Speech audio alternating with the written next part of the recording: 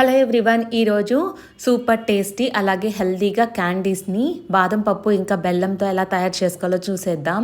పిల్లలు ఎక్కువగా చాక్లెట్స్ అడుగుతారు కాబట్టి చాక్లెట్స్ ఇవ్వకుండా ఇలా చేసి ఇవ్వండి, ఇష్టంగా తింటారు. సింపుల్గా అయిపోతే అలాగే టేస్టీ అలాగే హెల్తీ కూడా. దీనికోసం అయితే స్టవ్ మీద ప్యాన్ పెట్టుకొని 1/2 కప్పు బాదం పప్పు వేసుకొని సిమ్లో పెట్టుకొని మంచిగా వేయించుకోవాలి. ఆ వేగిన తర్వాత చల్లార్చుకొని ఒక మిక్సీ జార్లో వేసేసుకోవాలి.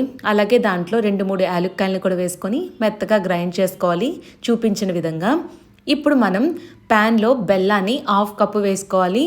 2-3 టేబుల్ స్పూన్స్ దాకా నెయ్యిని వేసేసుకొని మంచిగా కరిగించి పాకం వచ్చేదాకా చేసుకోవాలి. పాకం అంటే మనం వాటర్లో వేసినప్పుడు అది గట్టిగా సౌండ్ వచ్చేలాగా రావాలండి. అలా వస్తే సరిపోతుందన్నమాట. చూసారు కదా, ఈ విధంగా వేసుకున్నప్పుడు మనకి వేయంగానే టక్కని సౌండ్ వస్తుంది, అలాగే గట్టిగా కూడా అయిపోతుంది. ఆ టైంలో మనం బాదం పప్పు పౌడర్ని వేసేసుకొని అంటుకోకుండా ఉండే అంతవరకు మిక్స్ చేసుకొని కొంచెం నెయ్యిని వేసేసి పక్కనే ఒక ప్లేట్ పెట్టుకొని ఆ ప్లేట్కి కూడా నెయ్యిని అప్లై చేసేసి ఈ మిక్చర్ని మొత్తాన్ని వేసేసుకోవాలి. చూసారు కదా, ఈ విధంగా వేసుకొని చక్కగా స్ప్రెడ్ చేసేసుకోవాలి. ఇది వేడిగా ఉన్నప్పుడే మనం ఏ షేప్లో కావాలంటే ఆ షేప్లో కట్ చేసుకుంటే సరిపోతుంది.